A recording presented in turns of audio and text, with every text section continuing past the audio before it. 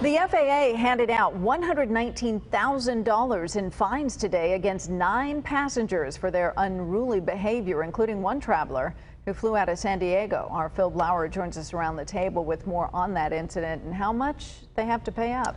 Well, it's quite a bit, Kathleen. This happened on a January 29th flight from San Diego to Las Vegas.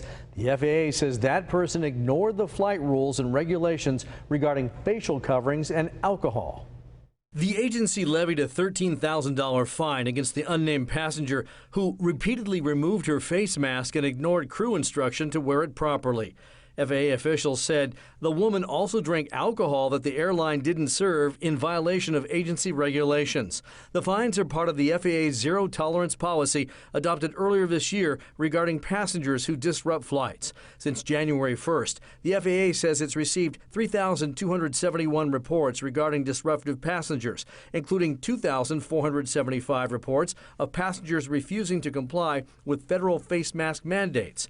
Out of those reports, the agency says it has identified 540 cases of potential violations and initiated enforcement actions in 83 cases. And since the beginning of the year, more than $682,000 in total fines have been levied against passengers.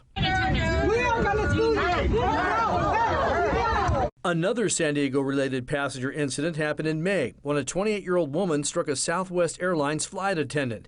That attendant ended up with 2 of her teeth knocked out and a bloody face. The passenger, Viviana Quinones, was arrested on suspicion of felony battery after the plane landed at San Diego International Airport. She is free on bail and is also banned from flying on Southwest.